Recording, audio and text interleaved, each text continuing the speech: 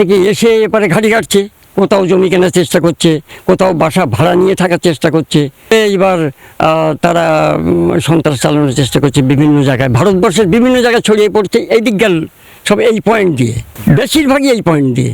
যেমন যারা ধরা পড়ে, দিল্লিতে ধরা পড়লো কোথার থেকে, আমি হাকিমপুর বর্ডার দিয়ে এসেছি, হাকিমপুর বর্ডারটা এখান থেকে একটু দূরে। কাটাটা হোক আর কি, হ্যাঁ, এই জন্যই চাইছি যে আমরা নিশ্চিন্তে থাকতে পারবো। তার কাটাটা হলে বাংলাদেশের সঙ্গে নিহত যে অশান্তি হয়, হ্যাঁ, তাতে করে তার কাটাটা হলে আমাদের ভালো হয়। দেশে সাম্প্রতিক ইলেকশনে জামাত যে পার্টিটা আছে সেটা একটু শক্তিশালী হয়েছে, তাতে আমরা একটু বেশি দুশ্চিন্ত। কেন কি আমাদের এইখান থেকে আমরা দেখি, আমরা যেহেতু বর্ডার এলাকায় থাকি, তো কখনো কখনো ওই যারা সমাজ বিরোধী লোক বা একটু লোক যারা অনুপ্রবেশ করে এখান থেকে একটা অনুপ্রবেশকারী যে কার্যকলাপগুলো সেগুলো এরা এখান থেকে করে। কাছে অনুরোধ করব যে ইমিডিয়েটলি এখান দিয়ে কারাটারটা পুরো করে দেয়।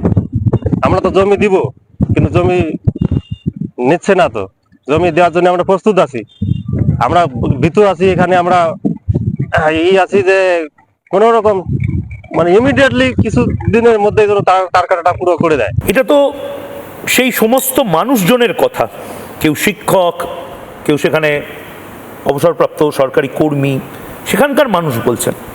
এটা আমরা বিভিন্ন সময় বিজেপি নেতাদের মুখে শুনেছি, এটাকে নাকি বলা হয় ল্যান্ড জিহাদ।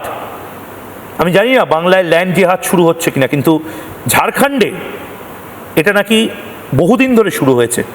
বাংলাদেশিরা, জামাতিরা ঝাড়খণ্ডে এসে, রোহিঙ্গারা ঝাড়খণ্ডে এসে আদিবাসীদের জমি কিনে নেওয়া, যেখানে জমি কিনতে পারছে না সেখানে আদিবাসী মেয়েদেরকে বিয়ে করে সেই জমি কনভার্ট করে নেওয়া, মেয়েদেরকে কনভার্ট করা, এই প্রসেসটা চলছে। কিন্তু এই বাংলায় যদি এটা উগ্রভাবে চলে, এবার এটা প্রাইম টাইমে আলোচনা করার প্রয়োজন আছে। তাহলে আপনাদের মতামত দিন, কারণ এটা এবার ক্যাম্পেনে বদলাতে হবে। দুর্ভেদ্য সীমান্ত চাই, এটা বিজেপি বুঝুক, এটা কেন্দ্রীয় নেতৃত্ব বুঝুক, তৃণমূল বুঝুক, সিপিএম বুঝুক, সবাই বুঝুক।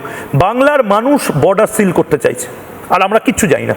বর্ডার সিল করো, বাংলাদেশি অনুপ্রবেশকারীদের আটকাও ভাই, আমাদের অত ভাত বেশি হয়ে যায়নি, আমাদের চাকরি বাকরি জমি জমা এত বেশি হয়ে যায়নি, বন্ধ করো।